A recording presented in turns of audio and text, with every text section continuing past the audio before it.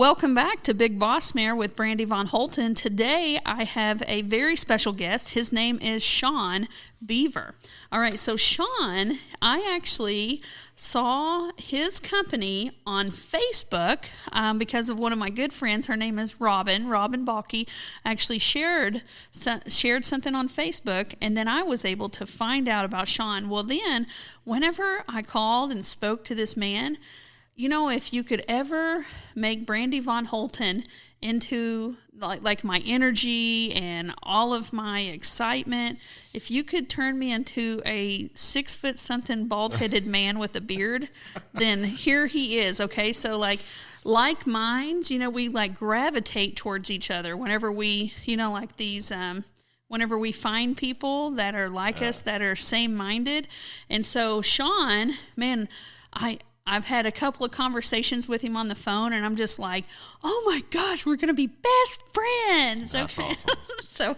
So Sean he has a wife named Stephanie, and they have a business called the Great American Kites and Events. That's right. But the Great American Kites. Okay, Yep. So first of all, let's tell them all about the Great American Kites. So now, Sean's a little bit older than me, not very much, but what makes a gentleman who you used to be active duty Army, actually went to Iraq. That's right. What made you want to become a kite man? But first of all, explain these kites. Yeah, So Great American Kites is a community engagement business. We are in the business of bringing people, communities, businesses, organizations together through the whimsical nature of kites. The kites that we fly just happen to be the largest kites you'll ever see in your life. They're household size kites.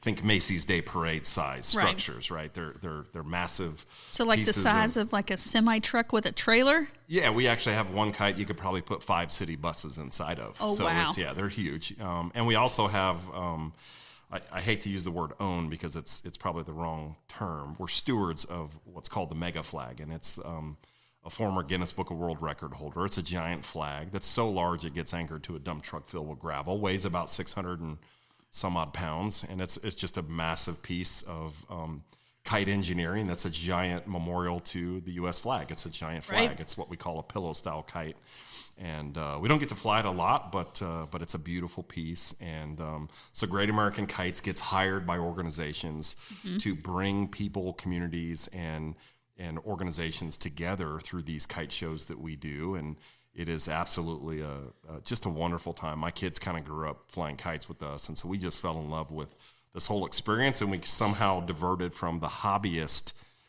kite flyer to a full-time business, primarily because the demand for what we do, community after community, festivals, events, balloon festivals, music festivals, it has absolutely been a whirlwind ride for the last 15 years, probably the last 7 of which have been really just throttling Great American Kites. Last week we were in Page, Arizona for 7 days and had a great time. And on a typical year, we'll do 30 to 40 events in 7 or 8 states. And in short, basically organizations or companies hire us or festivals, event organizers, chambers of commerce, community organizations, those kind of things, because they want to bring their community out, right? And so I said to somebody last week in Arizona that the kids have one job, and do you know what that one job is? It's only one. To have fun. It's to be a kid. Oh, right? To be a kid. Okay. And so I think you put me on the spot. Yeah, but what we see right now is more kids than ever are coming from, broken homes, tough times, substance abuse in their homes. Oh, increased suicide. Increased suicide, depression, anxiety. There's just a host of different reasons why it's really good and healthy for kids to get outside and have outdoor free play. We just happen to excite that process by having great, big, giant, really cool kites. And so that's... you told me that people can see your kites from how many miles away? It depends on how wide open the landscape is here. Right. You might have a little tough time here. It depends on how high we could get them up. But miles. I mean, they're large. It's kind of think about a 747 on the horizon. You know how big that plane is. We have kites that big, right? Okay. So, a long way. Okay, so let's talk about your logo. You did it in red, white, and blue, and it's all about the Great American Kites. And I love that it is that you are very Americana. I mean, like here you are, you're a veteran.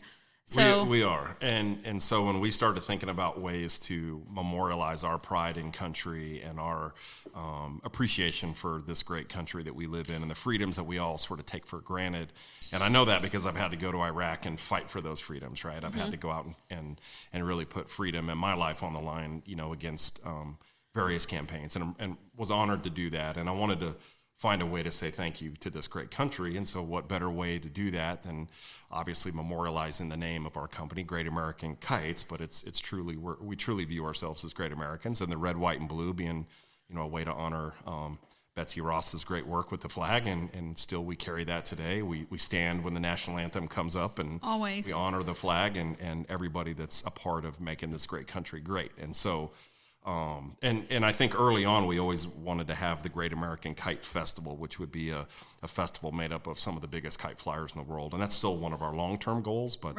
we are so busy weekend after weekend after weekend in non-pandemic years. A lot of these events have been put on hold and sort of shelved, but we are 30, 40 deep. Out of a 52-week year, we probably can play ball with about 32 of those weekends, some about mid-March to mid-October. And there's probably Saturdays and Sunday events. So we've got about 65 potential days a year that we could have capacity for events. And so we're encouraged that coming out of the pandemic, we're starting to see an uptick. I think we have 14 events already booked for this year, which is good. People are ready to get out. It's more than double than what it was last year, so we're happy. Yeah. Oh, yeah. Last year was such a trying time. Okay, so I'm going to explain to you, so we have, usually whenever you book these events, it's like you're trying to get maximum amount of people there. Yeah. Well, we are not set up for maximum amount of people because some of these events have, had 20, 30,000 people. Yeah, last weekend we probably had 3,500 people that came to the golf course. We're on a PGA golf course in I think in I put a 0 on that. Yeah. Have you ever had one that had a ridiculous 10,000 people? Well, Flights of Fancy, which is our flagship event, just up in Lee Summit, Missouri, has roughly 35,000 kids that come out to that. Wow. And it's a free event to the public. It's totally subsidized by all the corporate sponsors that get behind that, and that committee does a great job of driving that. In the case of your facility here, it's going to be a little different because you guys are, you got a little different model, and we do private events like this, and so it's good to partner with you guys. Here's why. Okay, so this right here, this podcast is about finding motivation. It's about business. Yep. It's about becoming a survivor. It's and it doesn't have to be just for women. I mean, I've had several other guys that are on here because motivation's motivation. Right? And I tell everybody, I'm not a bra burner. I'm not one of those people that's like, boo on guys. I'm like, no, I love guys. And I love smart guys that are doing cool stuff. Yeah. So here is what we did, okay? What we're going to do is to cover the expense plus a little bit more because I had to rent porta potties. We've got a few other expenses with this. Is I'm going to partner with 9 businesses, just 9, or it doesn't have to be a business. It could be a family. Well, they are going to get 100 tickets. Okay, and you have to have a ticket to come onto our property. Okay, so that's going to be 900 people. But see, we've had right at that number before when we had our largest wedding. We had a national horse competition, and we had this country music singer come out named Leroy Van Dyke. We had 3 events going on, and it literally, you couldn't even tell that we had that many people here because they were in different groups. Well, now with the kites, we're putting y'all in the largest pasture that we have. And so, and you're going to be able to get the same view from wherever you're at. They're going to be able to be spread out. So we picked a weekend, and right now we are July 3rd with a rain date of July 4th. Because, oh my gosh, Independence Day, you have, I'm getting chill bumps, and I want to jump through this microphone and just be like, rah! Because then you have a veteran who owns a company that's called Great American Kites, and you have partnered with, here's my husband and I, two hardworking people coming together to bring back a family farm that's 115 years old, and then we want to share our farm with you with an American company. Like, I am literally right now, if my shirt got ripped off, there'd be an American flag underneath it. Like, I just want to fly our American flag and be like, I am proud to be an American. Absolutely. Right now, I feel like we've got hiccups happening left and right all around us. Like, I'm not the happiest person about the way some things are going, but I can make families stronger by providing these events. And you know what I'm going to end up charging those 9 companies or those 9 businesses? Like, a lot of small businesses, they can't afford a large event, but they can afford $500, and I'm going to give them 100 tickets. And so, and then they could, if it's a business, they could sell the tickets.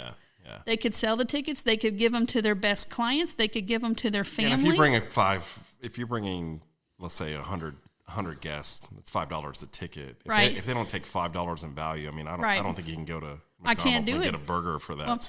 Well, and so here, the event actually, after all expenses and everything, it should be a wash for us. We're going to do so much work and do so much to make zero. But the reason that, so the marketing side of this for me is 900 people are going to know that I exist. Right. So I'm taking July 4th weekend, and for me, I'm going to do a lot of work, but then those people are going to be like, I didn't know we could camp here. I didn't know you had cabins. I didn't know you wrote children's books. I didn't know you had a podcast. Truth be told, until I came today, I didn't know some of this stuff existed. This is my first time here. Right. And so and you're out I would encourage your Polo. listeners to get out and come out and see the facility. I think what you guys offer is great, and it's neat to see. And I appreciate all the kind words about who we are and what we do and how we work and, what we bring communities in terms of benefits. But I think you guys do the same thing, and your own sort of sprinkle of uniqueness out here is just, it's neat. We're a little grain of sand. It's a hidden gem. Come out and see it. Well, do you know that, during, I know COVID was really rough on a lot of people, but our business was set up for you to get outside, and our campsites are 25 foot apart. A lot of people got to figure out that we were here, and now the fact that my husband and I live on site and that he's like a man's man when it comes to fixing things. Do you know how many clients come out here are women by themselves? But do you know how much that means to me that they feel safe? They want feel to spend safe. their time out here too. I mean, I think it's a testament to him and you both. But I would say, for the folks that visit here that are coming out, it's just a way to get out. And I'm glad you brought up COVID, because the reality is, like you, this is what we do is. It's weird to be talking about kites on a podcast.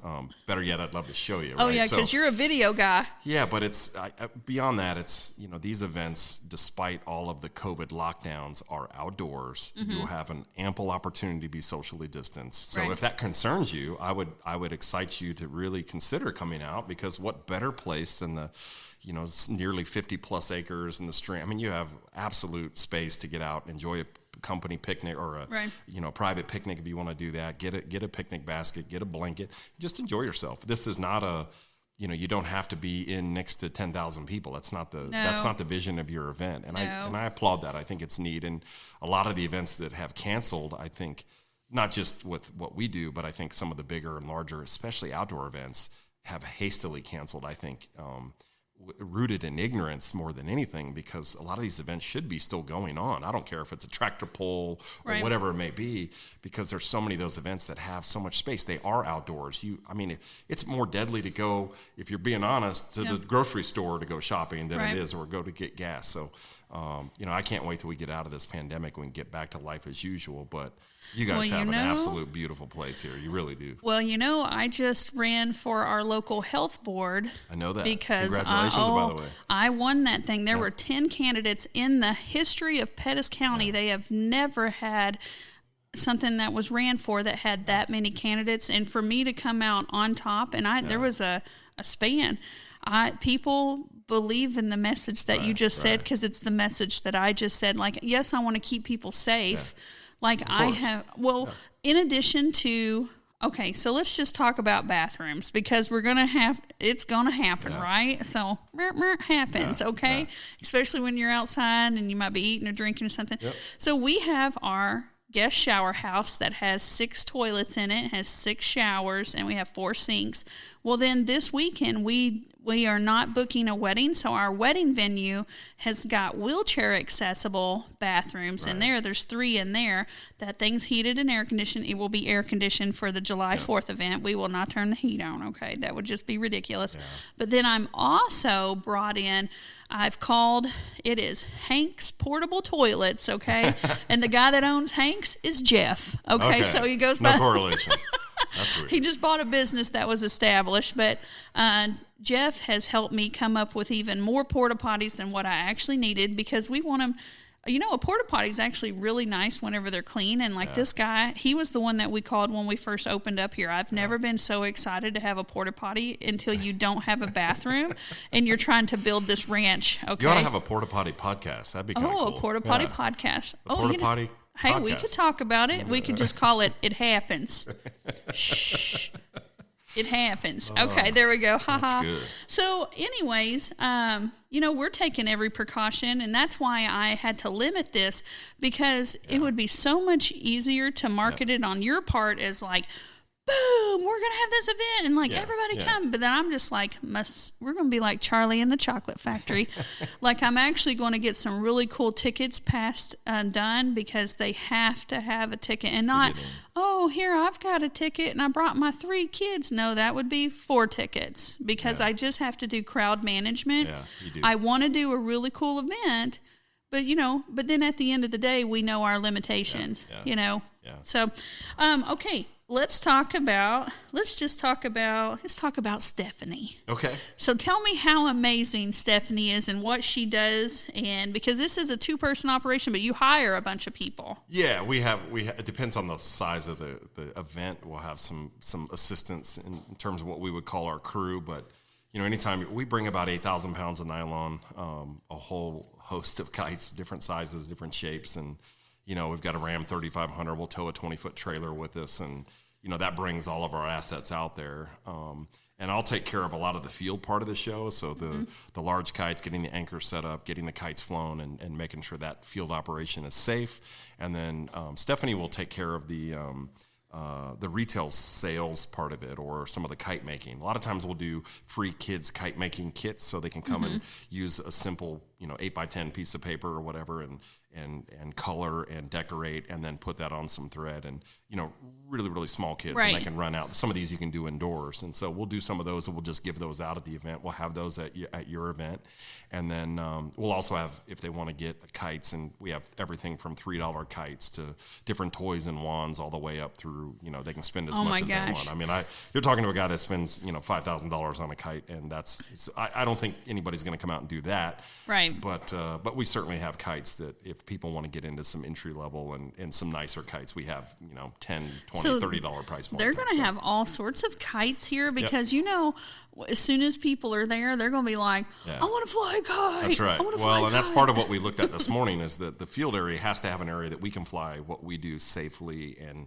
we want the kids to look but not touch, right? Because these are kites that are bigger than the building we're in right now. So so there's a lot going on with those. Anytime you're dealing with a kite that can pull 2,000, 3,000, 4,000 pounds, there's a safety consideration. But we also want to have an area for the kids to fly, what I would call the public area, so they can come out and run and frolic and do all those kind of things too. So so that'll happen as well, and I think between the two we'll have a good show. Can I put dibs in on like a unicorn? Or you want the unicorn? Yeah. I figured we're at the Von Holten Ranch, so we'll probably have horses, unicorns. I have multiple horses, and sometimes we'll fly just horses. I don't know if we'll have a cattle in by then, but do you if have we a do, Ninja Turtle? We do not have a Ninja Turtle. That's a good one. Anytime you get into those copyrighted brands, it gets a little difficult sometimes. So these horses, though, these things are massive. They are. Well, actually, I was meaning like the little kid area. Surely you'd let me fly a kite in the little kid area too. We'll let you do that. Okay. I'll bring you out on the field. You can sit underneath. In fact, I should have brought a horse today just to show you how big they are. But my Lord. Yeah, no, it's the plan is that we'll have I think we're 11 to 4 that day, right? So So we just kind of battle the winds and the weather, no matter what's going on. Sometimes, somebody asked yesterday about what happens if it rains. If it's a little shower that's going to happen for a little bit, we'll kind of like a baseball game would have a rain delay. We can do that and fight our way through it, and then just kind of mess with it then. But it's all just going to depend on what Mother Nature shares with us that day and what the directions. We should have south winds, so for the field that you're going to have here, it should work out ideal. And we do private events like this and company events. We did a big event for Honeywell last year, and it's just for their employees and their families. And so kind of reminds me a little bit about what you're trying to do here in limiting the amount of people. And even though a lot of people saw the show, they stopped, they wanted to come in, it was a private event. So hopefully you'll get some businesses that want to partake in the 100 tickets, and they'll do their part to sponsor it and support it. Not only what we're doing, but really what you guys are doing here and bringing awareness to the ranch. I know that even if another, like an actual town does this right here, but they're not going to be able to provide like the intimate side that we're wanting, because I'm wanting to have a food vendor here and have kettle corn, and I've hired a face painter, and then the ability to actually be able to camp, so they could do this crazy cool event and then they could camp. I mean, other places are not going to be able to do that, and I'm wanting to some of the families around here are so large, like it gives them the opportunity to come together. Have a family reunion if they want. They could have a family reunion. So that's what I'm trying to do is I'm always looking for these little pockets of, I want to make it affordable. $5 per person is ridiculous. See, that's me trying to give. I give to get, I don't give to get, but you get whenever you give, but you have to give without expecting to get. But I want people to see that our wedding venue exists. It's kind of like kids going to school. Like, yes, they're going to get an education, but then now you don't have to pay for daycare. So that's what I'm trying to do is create this supporting event, support some local people, but then I do want to show our place off, because booking a one-day wedding for us is life-changing. Like, that's huge for us. Or life building, family building. Think about the direction you take people after that. So I used to be a school teacher, and I love teaching. A lot of people, you hear them like, wah, wah, wah. And I'm just like, no. Like, I really felt like I was helping the world. And where did you teach? I started in Odessa. Okay, because they have such a great mentor program. Odessa, Texas? No, and Odessa, Missouri. Okay, all right. I am from Texas, and then so here, let me back on up for Sean and for anybody else that's here. So you're from West Texas, or where are you from? I'm from South Texas. Okay. South Down Texas. by the Mexico border, huh? Yes. Okay. I was south of Beaumont down there. Okay, so I was born in Texas. And then we moved to a little bit more northern Texas, where it's called DeKalb. Well, DeKalb is right beside Texarkana. Texarkana is the state line between Texas and Arkansas. Stayed there for a while until like 8th grade, and then we moved to Arkansas. Then I was in Arkansas from like 8th grade through 2 of my college degrees. And then I moved to Missouri because I tried to go to the Olympics as a heavyweight fighter. So I moved here. I moved to this state with enough money for 1 month worth of rent and 2 weeks worth of food and fuel, with no family, and I didn't know anybody. I just wanted to train with a specific instructor who I actually did a podcast with. Her name is Terry Gotro. So I moved here for her. So she was a ray of light for you at that time. Big time. Well, she was the answer. She was just such a good. She's a great instructor. I mean, she is just so motivational, and then I met my husband a few months after I moved here, and then I stayed here. And now my husband, his journey was that he was born in Missouri, and he lived in Missouri his whole life, and he always wanted to own the family farm, but his father and his aunt never would really sell it to him. And then when he was 40, he asked one more time, and they said yes. Well, we bought a family farm. We bought it on December 27th, 2013. Okay, so it was at the end of 2013. No one had lived here since 1979. it was dead. I mean, the family farm was dead. Like the buildings were collapsing, and I mean, and they never got rid of anything. So there was tires, there was water heaters. You would never know it now. I walked through that wedding venue an hour ago.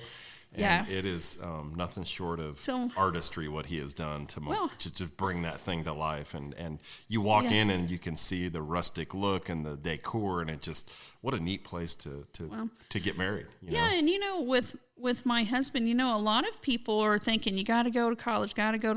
And then my husband did go to college. He didn't graduate. He needed a couple of classes, but man, blue collar America, I am just like, I love my construction worker.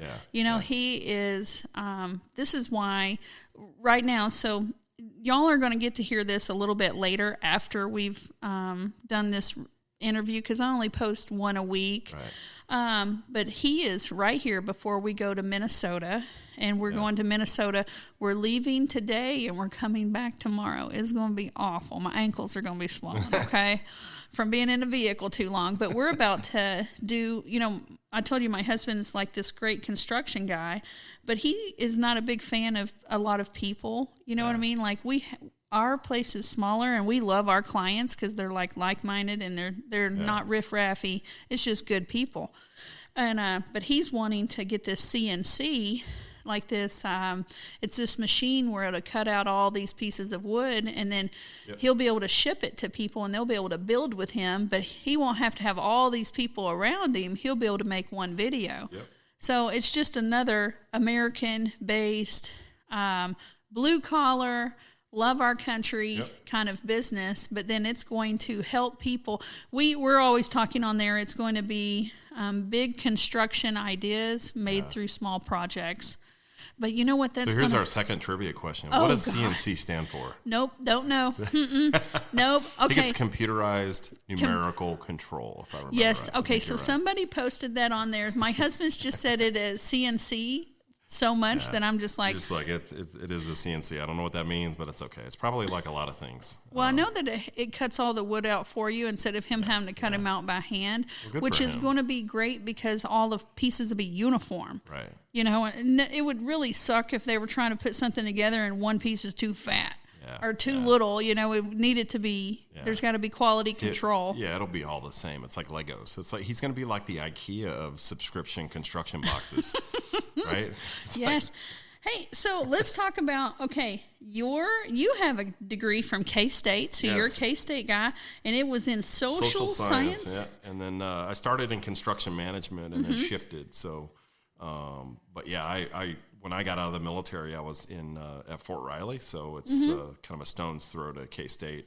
Actually, I'd started taking classes while I was active duty because the Army pays a lot, and I highly encourage young men and women that are looking for a calling in life, especially out of high school. It's a great avenue to go through if you don't really know what you want to do. I didn't back then. The military? Yeah, and so I did, and kind of wanted to see the world, and I was from Kansas City, and all of a sudden my view of the world was Fort Leonard Wood, Missouri, and then Fort Riley, Kansas. So I was never more than 2 hours away from Mom. She used to literally bring cookies to the barracks. I'm like, Mom, go home. All those other guys were like, they all loved it. Yeah, don't tell your mom to leave. Tell her to bring me some cookies, man. And actually, when I was deployed in Iraq, she sent like 19 dozen cookies with all her friends that came over. And from the high school that I went through, I went to Hickman Mills High School in Kansas City. So all the moms of us that had deployed had sent over all these cookies, and it was the best. It was cool to really see that. So I grew up in kind of South Kansas City, and probably wasn't meant to make anything of myself, and found my way to the Army, and then found my way to K-State, and long story short, got 2 kids, and we live in Polo, Missouri, just off Highway 13, Caldwell County. Our business is licensed in Missouri and in Caldwell County, and we travel all over America flying kites for communities and for events and festivals and private organizations, and it is just an absolute wonder to do. And what struck me about you, and by the way, this is my first podcast, so if I'm not doing well, you're doing great. I'm a neophyte at best. But, I've had to get on to him a couple of times, and I've had to put my finger in the air and go left and right with it because he'll start because he talks with his hands and he'll start tapping on the table. I do. And I'm like, stop doing that. But then I'm trying to do that behind the scenes. But you, in my first call with you, you were inspiring. Your energy was you're super, super infectious, and I always like to surround myself with people that are making things happen with life, and Yep. whatever their journey is taking them. And certainly the first, competitive fighter that I've ever met. And then I'm a chubby female. Hey, well, how you doing? I mean, the fact that you've done what you've done with this facility, that you're trying to grow economically in this county, in this area, and it's just such a unique blend, and your passion for politics and for making a difference. And Yep. by the way, if no one's told you that, you're a ray of light for me. Oh, to see thank your you. inspiration is just absolutely awesome. Don't stop. I think I told you that on the phone. Do not stop. I don't care what anybody says, and it's ruthless, but it's people like you that I think make a difference. And at the end of your life, you'll be able to count on one hand the people that inspire you, and you're a source of inspiration. I know for me, and I know you don't fly kites, but that's okay. No, that's okay. You're making a difference. And, my dad used to say all the time, at the end of your life, if you can just make a difference, that's really all you can do. Yep. And I think, you embody that. And what you guys have done here to a dead family farm that, by the way, for your listeners, you would not notice. You got to come out here. Better yet, take it for yourself. It is amazing what you guys have done. Just got my don't nose stop. tingling. You Don't got my stop. nose Don't tingling. Stop. Telling you. So, just massively important that you hear me say that, because the world needs more people like you that are making a difference, that are making things happen, that bring positivity. And I saw some of this through your campaigning too, and how you campaigned, I think, is equally as important to what you're campaigning for. Yeah. Right? If people throw stones, I'm not really into that, right? Right. I don't need. I just blocked him. No, I not at all. You were uplifting to the folks that you were running against, and maybe you had different views on things, but you absolutely embodied that view difference for what it was, and you never. Those are important political qualities that we need more of, both at the local level, Yeah. at the state level, and at the federal level. And if more people did that, I think we would unite this country in ways that we need. And by the way, it's going to be exciting to kind of follow your journey politically too, because I think you can make a big difference in a lot of things that you touch. So don't stop. With my husband and I. That's my one. Oh yeah, boom! Fist We just fist pump people like legit. But I don't have children, and our business is beginning to pick up. And I'm so right there to getting an employee. Yeah. Like an actual assistant that can take some of the. You should get an intern. You should get somebody. We've had several. We've got one that's returning. I can't believe she's going to return because says a lot about you guys. Well, we work them until you give good academic deliverables, and there's yeah. milestones. Okay, good. Make the internship meaningful. Oh that's they are important. always doing some crazy stuff, and every day is like they don't know what they're going to do. But I just feel like my husband and I, we were not happy with the direction our country's going. We're not happy, and we love this country. Yep. So he and I said, well, which one of us, and it's really hard. I wish it was David. You know what I mean? Like, I love what I'm doing because of just the time commitment. But then time is one of the love languages.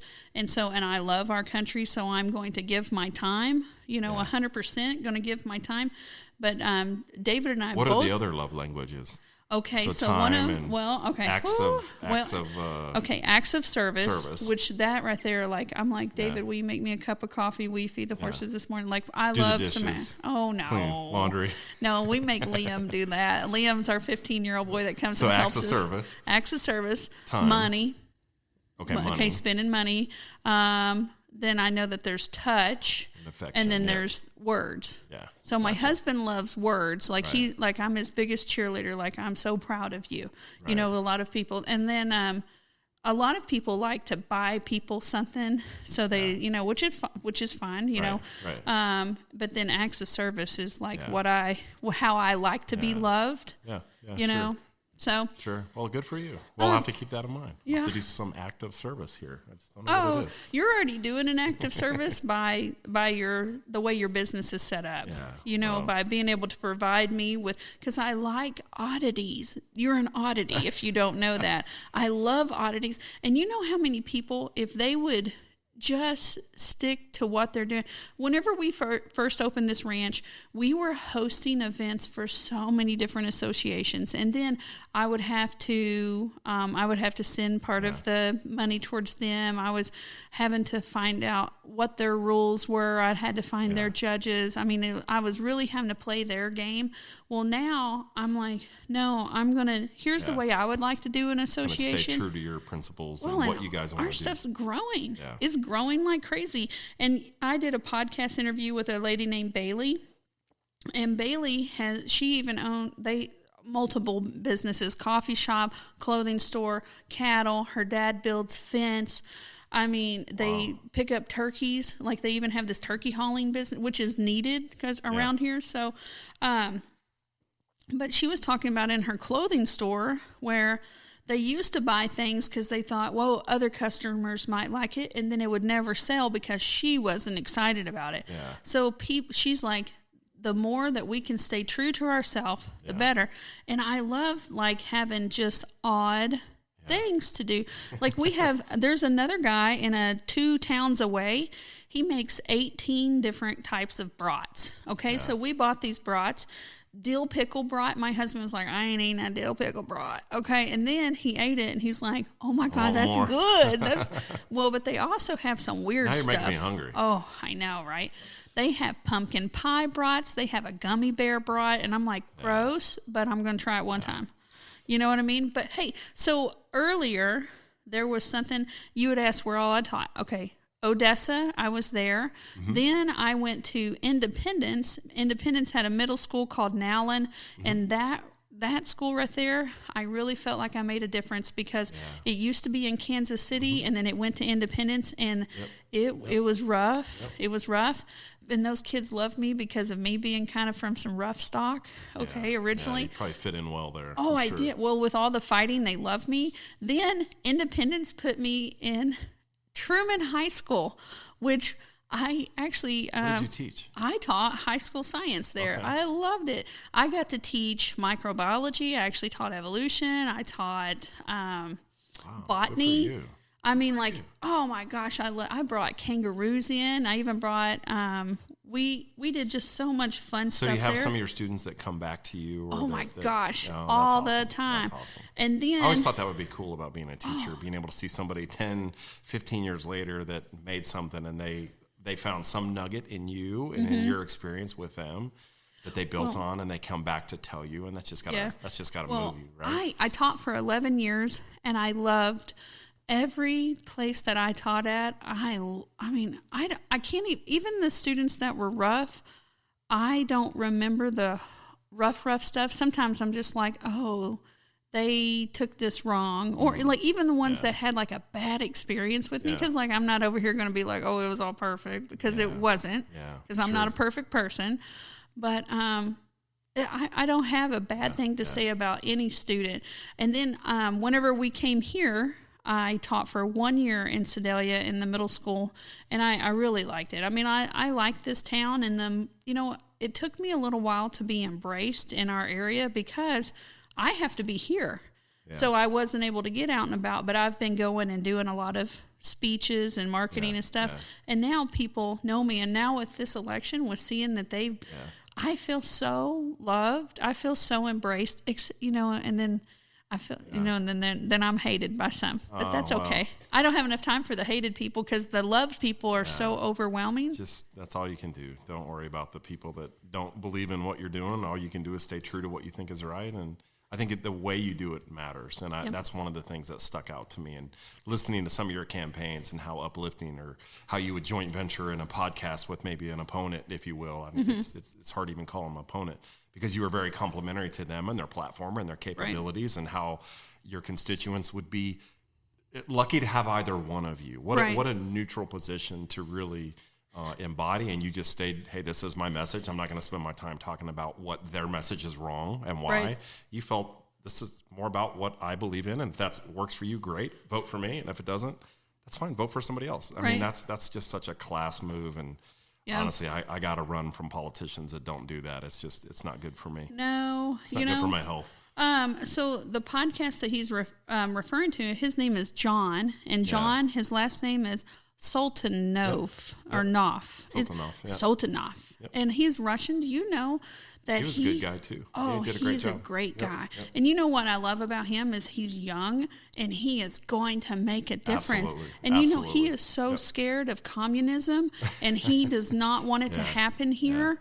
And he has seen some ugly of the world, and he loves in a his really family. short amount of time too. I know. I mean, he's he's so educated in some ugly of the world that he wants to keep that from happening.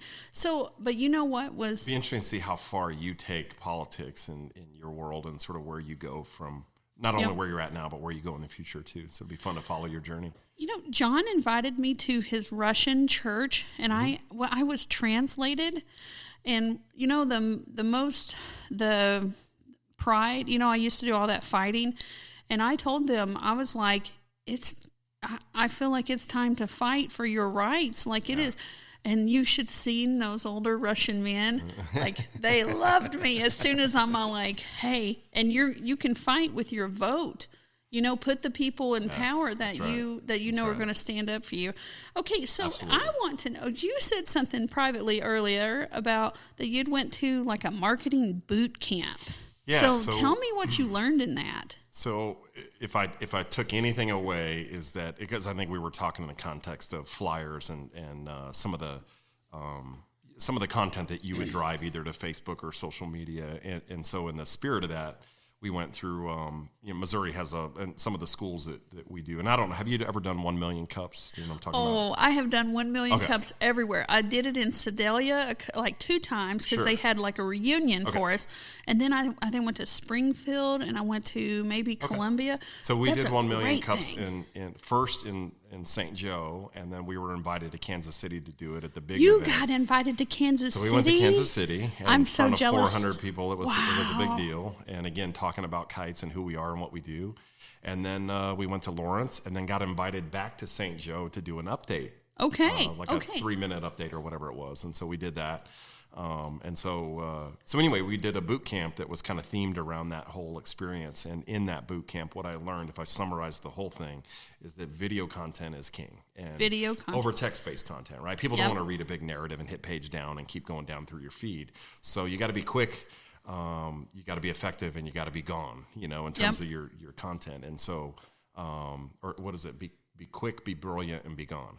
Be quick, be brilliant, and be gone. Yeah, I am writing that. I'm going to write that down. So we're lucky because our video and the kites that we fly are very colorful, very family friendly, and so we tend to do a lot of video. So if you haven't followed us on Facebook, please do that. Great American Kites on Instagram. I think we're on TikTok, and we are on Facebook, of course.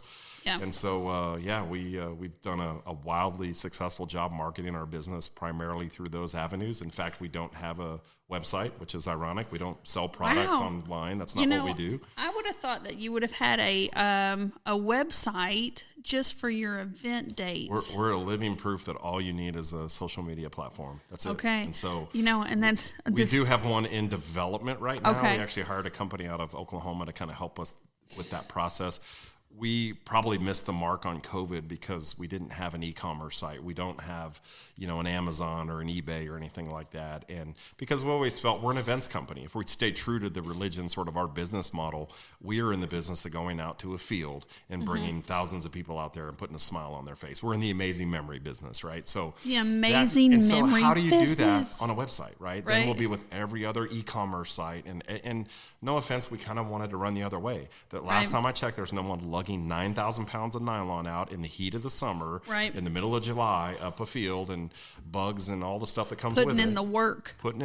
And that's really what the kids want to do. And so I want to get the kids off their smartphone, off their gaming console, the Xbox, the whatever it is, and off the couch and get them out with their family on a piece of grass on a meadow not far from here, having amazing memories, taking photos and selfies and really enjoying themselves. And that's really what we do. We bring communities, people, and kids together through these kites. I think this is a moment for like an amen. Amen. Start the wave. So, so if somebody wanted to, so I'm going to talk about a website for just a second, because for our business, what I have found is sometimes things get lost, but we you have kites, Right. okay?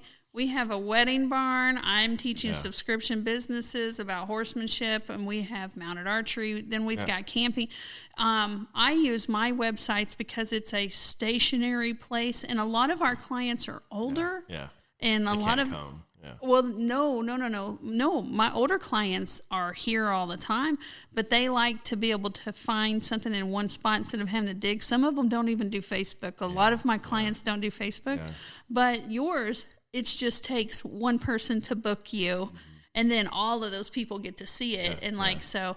We'll create an event page typically and do some video promotion and boost that. And then, that's really what brings people out. I mean, ultimately, most events that hire us want to be able to, they want to be able to come out and see a lot of people. Attendance is sort of the measure, the yardstick of success in terms of the event, right? So if you don't have a lot of people come out, it's usually not a good event. Right. And so anything we can do to help complement that and help our event partners drive attendance. We're doing the High Plains Music Festival in Hugoton, Kansas, right? Western Kansas, kind of on the Oklahoma, Colorado border. And it's, it's our 4th or 5th year doing it. And they've got a great country lineup and a lot of the artists that come out there, it's awesome. But then during the day, they have the kites during the day where eventually is the parking lot in the evening for the concert. So we provide the daytime entertainment, and then the nighttime is a great country western themed concert. I mean, I've seen Cassie Joy out there, Bree Bagwell. I mean, a lot of trying to think Logan Mize, another good up and coming artist. So we enjoy these kind of events. And then the next event we do is a hot air balloon festival. And the next event we do is a private event at the Von Holton Ranch. Right. And so we'll doing the city of Kearney for the Jesse James 150th. We're doing the city of Lathrop this year. We'll be in Iowa in 3 weeks, North Liberty, Iowa, and then Marion, Iowa the same weekend, one on a Saturday, one on a Sunday. And in that case, our customers, the City Parks and Recreation Department, where their whole goal is to bring the community to the parks. That's ultimately what they want to do. So they got to have entertainment at the parks, and what better way to magnetize a family entertainment than kites? And so that's kind of who we are and what we do. And really our company is all about engaging families. And I always say it's I think it takes on a young youth feel, but it is truly for the young and the young at heart, right? Right. I mean, I'm almost a 50-year-old man, and I absolutely enjoy it, just like I was 7 years old again, and really kind of brings me back to a simpler time. And it's just been I consider myself a steward of our business. I'm sure eventually we'll hand this off to somebody else. I don't want to see our kites sit in bags. I want to see them in the air. I want to see kids out running, families enjoying them, taking photos. And so, we said last year, we fly kites so you look up, right? No matter what life's throwing you, no matter how it's keeping you down, we keep you looking up, right? So we fly kites so you look up, right? Your vibe is your tribe. That's what we do, right? And so it's all about it. And I think that's the awesomeness about it. And I get to go all around, my wife and I get to go all around the country and meet different people and see different businesses. And the unique business that you guys have here is just another example as to why we wake up and do what we do. And it's hard work. It took a lot of money and investment and a lot of blood, sweat, and tears, and working multiple jobs sometimes and putting a lot of things on the line. If you'd gone back in time with my wife and you didn't just buy another freaking kite here. What are you doing? And I used to make that promise that someday these kites are going to take us all over the country, and we will be invited to do this because no one else in America has a show kite display like we do, and we wanted to be able to share that with communities, and that's why we'll be out here in July. Well, and you know what?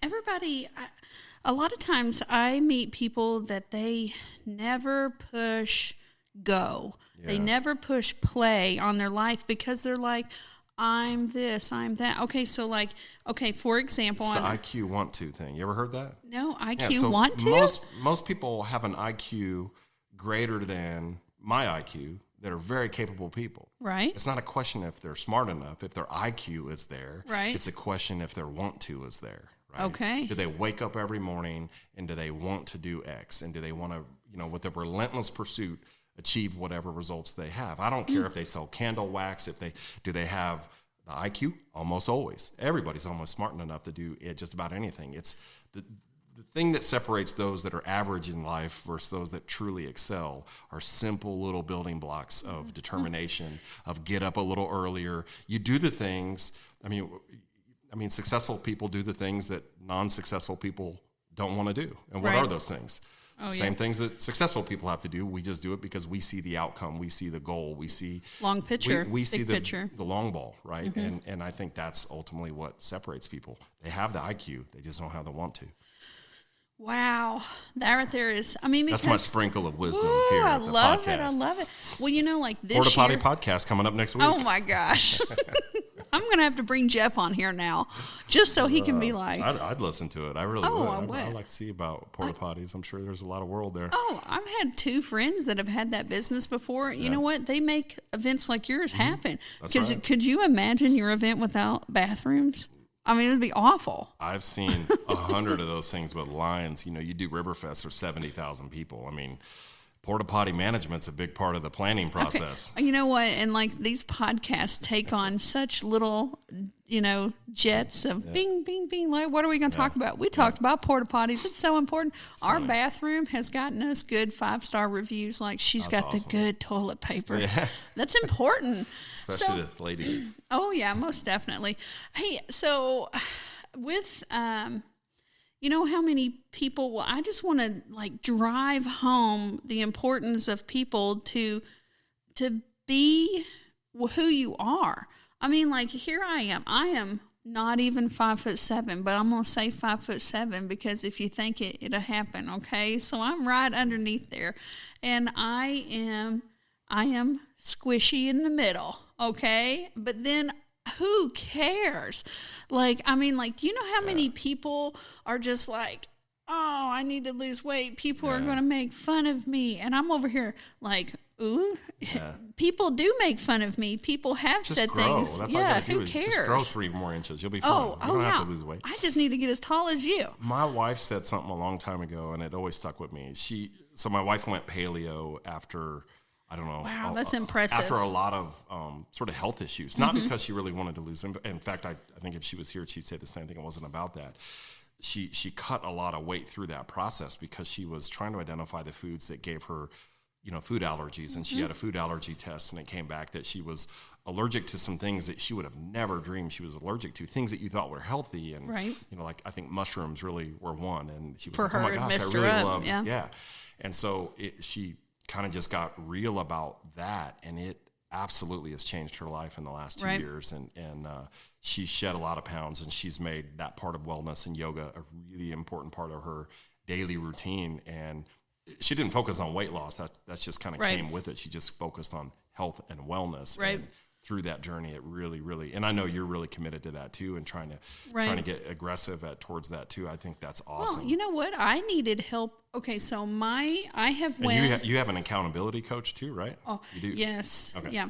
I actually become a lot of other people's accountability coach. I know that I have issues with stress. Whenever we first came here, like if I weighed 230 pounds, I can rule the world. At 230 pounds, I can rule the world.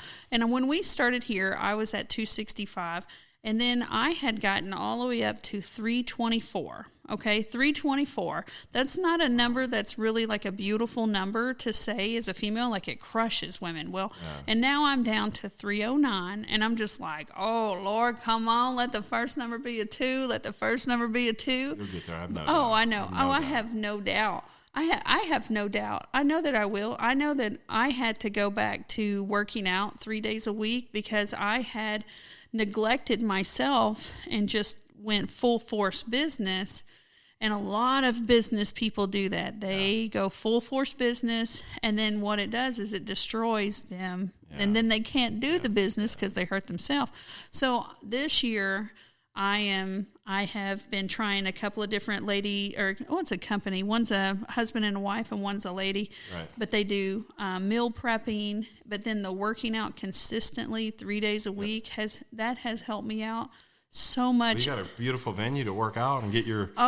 I drive into town because you know why? Like whenever it's just myself, I will put something else in front of myself. But and I pay for these in advance, and then it helps me to know that somebody's there waiting on me.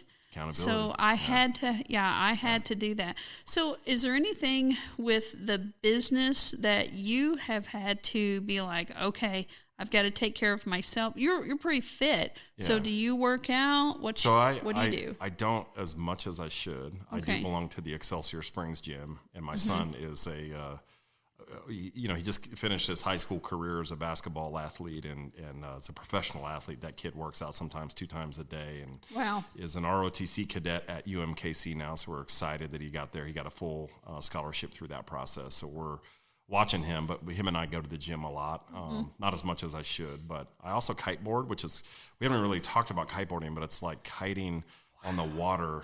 It's like windsurfing with a kite. And so in the summer months, that's where I'll get a lot more of my exercise. But depending on our schedule, I get my 10,000 steps in a day on a field, no matter where I'm at. It's definitely, it's been great. But I am inspired more by my wife. I think what I attribute a lot of my health to would be how we cook and eat. And, she's really hooked on, I make a cocoa avocado banana smoothie. If you haven't had it, sounds really weird, but it sounds amazing. Wait, it's coconut, amazing. Avocado, and it's got banana. It's got bananas. It's made with coconut milk, and I think it has. You can either put honey or pure maple syrup in it. We'll use both, and it's one of our favorites. So we'll use that for breakfast or lunch or something like that. So we, a lot of that is, I came home last night. She had lamb chops, and she's really, really cognizant about what we eat and what we put in our bodies, and the vegetables and our caloric intake is not really counted. It's more what are the portions and what are we eating. I think that matters a lot. And she is the absolute rock in our family with that. Steph, if you're listening to this, thank you. Don't stop, because it's awesome to come home and have that. And she just really makes it a priority. How we shop is important. What we shop for. You tend to stay on the outer rows of the supermarket, not really the processed food. So she tries to stay a lot away from anything processed. And she drinks a lot of water. My Achilles heel is always soda. I just love soda. And it's not even that I love it. I would tell you it's an addiction. Like that caffeine is truly there. Right. I can fiend for caffeine through coffee or through a Dr. Pepper equally as much. And so I would love to kick that to the curb. That's my next development opportunity. I think. If I could ever, so everybody in the world knows that I love my husband.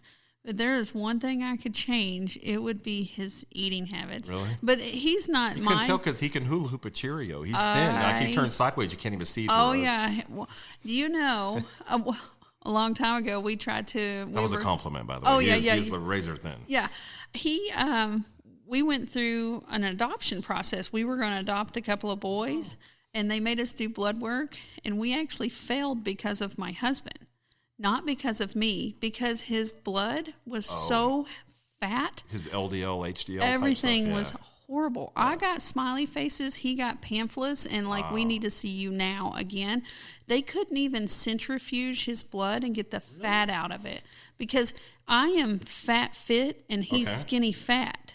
Okay, by the time you do our stuff, but that's the only thing I wish my husband did eat and a little bit better because he loves some Casey's breakfast pizza and he loves Pepsi. So there's a and I did this last year because I'll be turning 50 this next year or this month.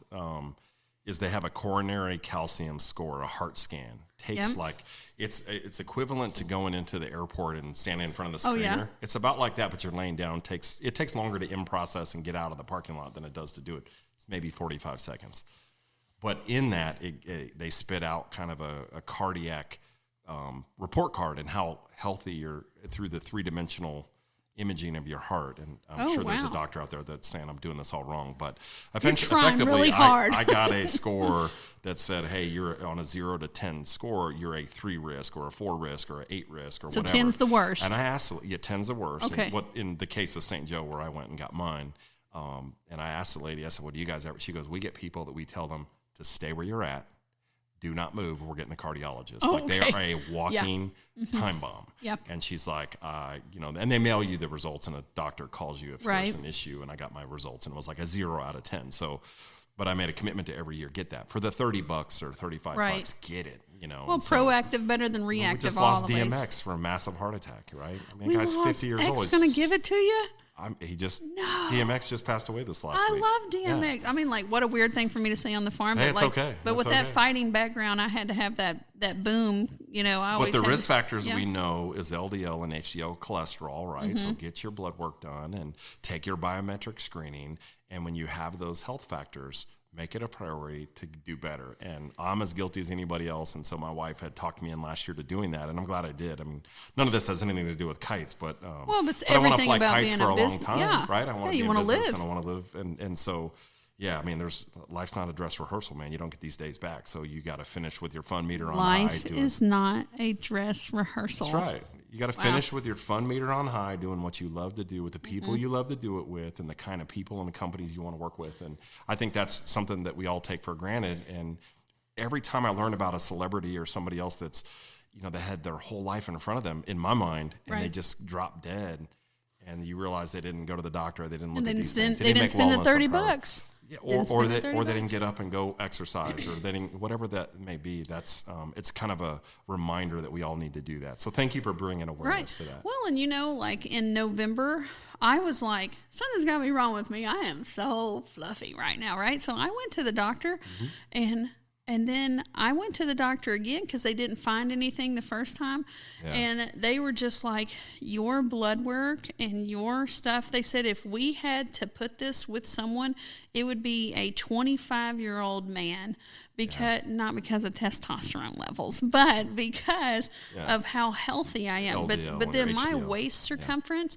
It cannot be good to have that because all of my organs are there in it. Yeah. So, like, most definitely, I love that your wife, is she still paleo? She is, yeah. Wow. Had lamb chops last night for dinner. So paleo, if you have, I mean, there's books out there for it, and it's just clean. It's the way that we used to eat before. It's a lot of nuts and berries and vegetables, and just it takes out all the crap. It takes out the processed food. It takes out the high fructose corn syrup. It's truly a natural diet for her, and it's not this massive departure. It's right. You know, she obviously we eat a lot of red meat and things like that. So. And a lot of it's just how you pair things and how you portion things and how you make that a priority throughout the day. She is a yardstick in our family for that being successful. I've got a lot of room to catch her, man. She's done a great job. And I wish she was here because and you ought to have her on a future podcast because I think I would love to. She could really, and she struggled a little bit with her weight, but that wasn't really the genesis for her. I think what really motivated her to do it is that there was a time when I had to take her to the hospital. She was just having these intense pains and I mean, gut-wrenching pains. And is there gallbladder?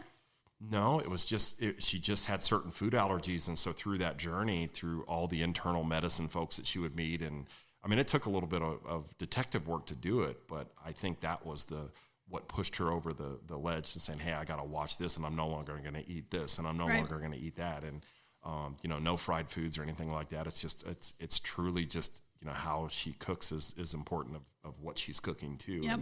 And I mean, she probably dropped 45 pounds, or 40 pounds. I don't know, Steph, I may be doing that wrong. I don't know. She dropped 5 pounds and she looked amazing. I don't know what the number was, but doesn't matter. It's all about the health. Her whole wardrobe had to change, and it's exciting for me to see her healthy and fit and not necessarily weight. I don't correlate weight. I love my wife no matter what she looked like, but it was awesome to see her journey through that. And I didn't realize the gift she was going to give me through the process was it's focused me to get healthier too without even realizing it. And I slip, and I know I've got a lot of work to do, Steph. I'll admit that on the air right now. I still do, but because there's sometimes she's like, I wish I could eat like you because I have a constitution for it and I can process it differently. But for her, she's got true allergies. So I find myself being more sensitive to that. Well, and I'm so proud of my husband. He has now started taking vitamin D with me because we take vitamin D every day. And then he's beginning to drink at least water with meals because he was my big Pepsi guy. Yeah.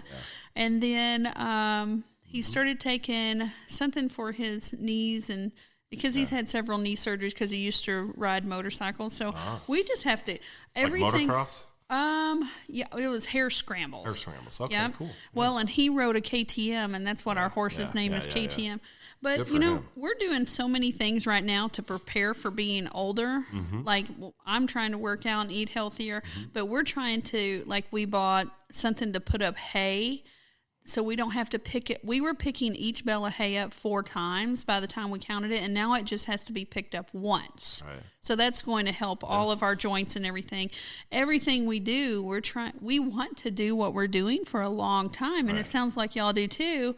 Well, we do, and one of the things my wife just commented, she's like, I could not have done these 2 hot days in Page, Arizona, 2 years ago in my condition, and it's through her sort of lifestyle changes that she's like, it was easier. She used to have a lot of back pain. She used to have a lot of just headaches and things like that. And so her body was telling her with all these signs, hey, stop doing something. Right. It was and a big it just SOS. took some journey to figure it out. And she did. And yeah, she did great. She was out there big time. And she still has a lot of IBS issues and things like that she fights with. And so it's hard. I mean, just some people, and I never had a real full appreciation until, you fall in love with somebody that has those kind of journeys, and you just try to be empathetic to it and figure it out. Oh, it's my just gosh. hard. So my husband fell in love with someone, you know what? I had a barrel racer friend that called Hot Mess Express. Yeah. Okay. Yeah. I call it like high functioning ADHD that never got medicated. Yeah. That's what I kind of describe it as, But it's weird how your memory works and how your attention works with certain things, and then you start thinking about how you ate the day before and how that's affecting your brain fog and things like that. I mean, I have the weirdest memory. I can remember like my phone number from grade school in a house I haven't lived in 4 decades. And yet I can't remember the person that I met yesterday's first name. You know what I mean? It's just, it's the weird recall stuff, the short-term stuff sometimes is, I don't know. It's crazy. Well, I hope that everyone enjoyed. Okay, so Big Boss Mare, like I bring all sorts of people. Like, look at how much insight and motivation you were able to get from this podcast. And, it's just listening to these people that are out there slaying all day, but they have like a pure intentions. There's you get one life, and you don't have to do things. And it's not a dress rehearsal. It's not a dress rehearsal. No, you get to choose where you spend your time, where you spend your money. Like, do quality things with quality people. So if you'd like to find, Sean, and you're not going to forget his last name, is Beaver, okay? So I know you had a hard life with that name. Oh, yeah. I'm just glad my first name wasn't Harry. Oh, God, you went there. La, la, la. No, it's been great, actually. It's been a fun name, and we do have 3 beaver kites. One is a 90-foot, the first generation beaver that we had custom made, and then we had a 2 kind of mid-sized beavers that are about 60 feet.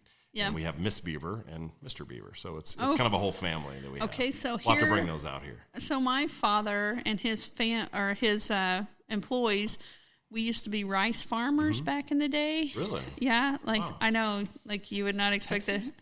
Dude, yeah, because they were able to get water out of like the Red River, so they did rice. I had to help fill up levee bags and stuff. Wow. Well, one time there was a mama beaver that died, and there's a baby beaver, so we brought the beaver in. So I had a pet beaver for a while. Did you really? Yeah. I've heard people that will do that. And they're like come in the house, they're domesticated, right? Yeah. Well, this one, it lived for about 4 or 5 months after that, and it ended up having like a heat stroke. But I got to bottle feed a beaver. That tail, if you ever get the opportunity to touch well, don't be touching some wild beaver's tail, but like some domesticated something somewhere, but their tail is freaking thick. Yeah. It's a weapon, I think. Oh my gosh, that thing is, I don't know what I thought, but that thing is hard and thicker than what you'd ever think it's going to be. I agree. They are... I don't have a pet beaver, but I do. I've got 3 of them, but they're nylon, and you fly them with a kite 100 feet in the ground or air. But yeah, it's good.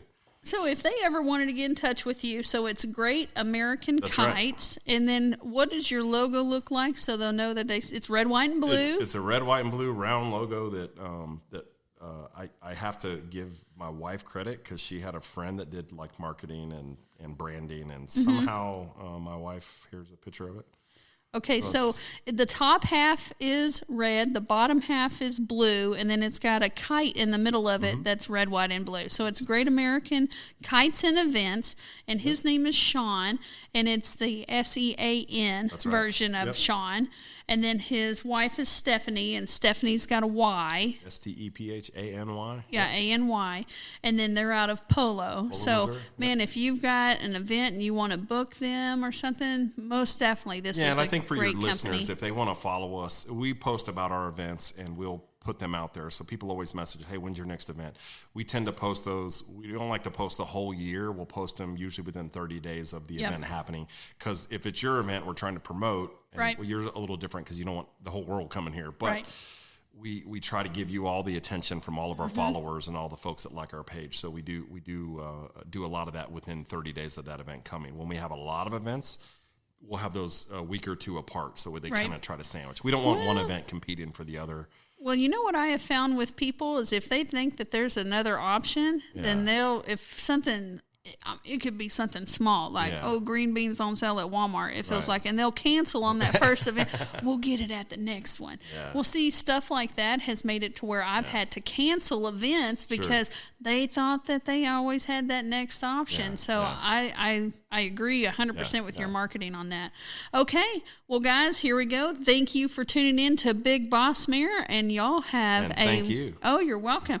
Y'all have a wonderful day.